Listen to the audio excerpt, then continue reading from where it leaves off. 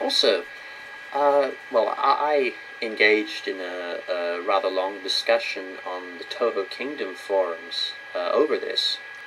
I noted that, say, the death of, well, for all intents and purposes, the death of Godzilla in the original Tokyo SOS, and I think that those are the only two I can think of off the top of my head, was actually a good decision.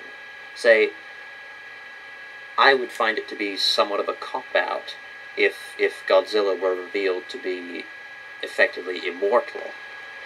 Godzilla, what was originally depicted or brought to theaters as the embodiment of nuclear weapons, I suppose an injustice, or quite likely an uncontrollable force of man that is coming back to haunt Japan.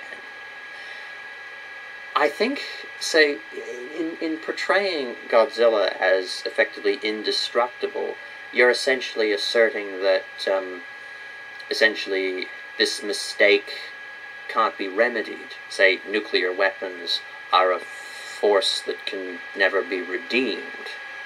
And that does seem to go against, I suppose, the moral of the original Godzilla film. Do you see what I mean? I do. Actually, that always did bug me in films where well, in this one, they said, and I don't know if I should point out to the viewers that both of us have seen the American version of this film, not the Japanese version, so I don't know if they gave a different story. But in the American version, they point out that his body was never found. Even though in the original movie we saw his body dissolve. Mm. So the fact that he could not be defeated, apparently, even though we saw it happen, always bugged me. Maybe not on the conceptual level, but on the level of it being a cop-out. Mm. That did annoy me. I guess for the purpose of the franchise, it was essential to do so. But in the end, I do kind of like that idea of there being two Godzillas that you ended up seeing in the later films. And I don't know, the Mecha Godzilla concept they pulled from that was pretty awesome. Or that they built from that was pretty awesome. So. And I hope you didn't mind me being philosophical over a Godzilla movie. No, that's what they're there for in my mind. Good point, yeah. If I could make just a slight detour onto a different Godzilla movie, I contend that Godzilla was in fact killed at the end of Godzilla Tokyo SOS, the second in the the Kuryu saga. This was the very debate I launched into on Toho Kingdom. Many users asserted that, Godzilla can't die by virtue of his regenerative abilities or his Oiber badassness. But in my mind, if you were, even if Godzilla could not withstand a drill into the gut and a laser beam cauterizing all his intestines, I think that would be too great an injury for him to heal, even Godzilla to heal. And leading back to Godzilla 1985, of course, in Godzilla vs. Biollante, it is revealed that Godzilla withstood the temperatures inside the volcano. He did survive, but within 1985, he is killed. I think in both cases, 1985 and Tokyo SOS, both films dealt with, I suppose, in justice and moral responsibility, with humility in some way or another. And in killing off Godzilla was actually quite a wise move, in that it seemed to illustrate that mistakes can be righted or atoned for, or remedied. I see. Though I think with actually, I guess that was the thing. Is that in 1985, I was given to the impression that he was just trapped.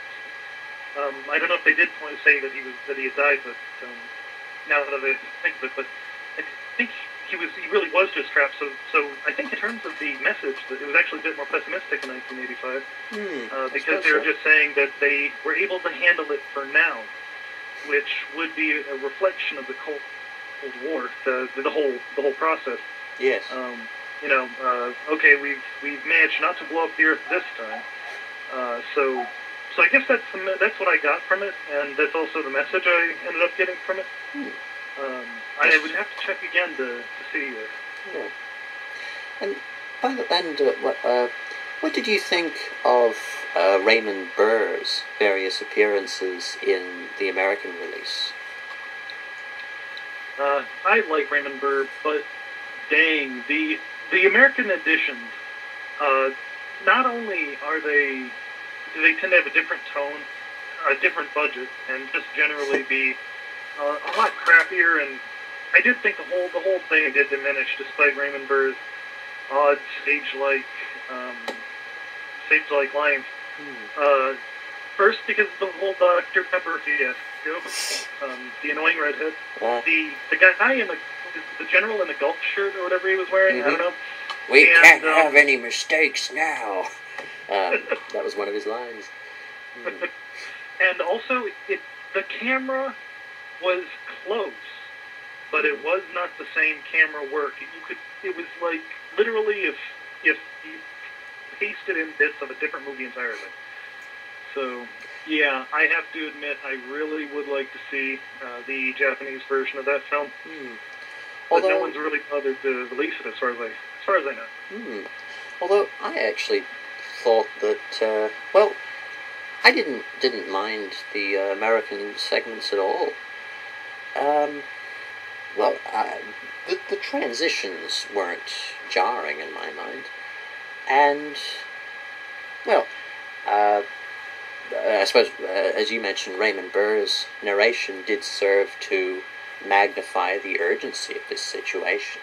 Say he experienced Godzilla's first attack firsthand, and I suppose he more than anyone is aware of how dire a situation Tokyo's gotten itself into. Yeah. Though of course, even in that, I found that he really. It did seem like perhaps he was phoning his lines in a bit as he was going through that.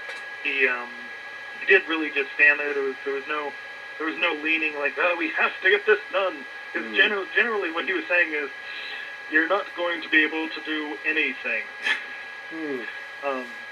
But yeah, so I don't know. Also, he was reacting to the characters who were kind of comedy relief-ish, and I just would have preferred everyone just pretend the comedy relief characters were not there. And yeah, except for the drunk guy. He was awesome. Anyway. Also, I had no problem with the the Soviet missile subplot while watching Godzilla 1985. I've probably seen it about 20 times. It's one of my favorite in the franchise. But in hindsight, and given my interest in Soviet history,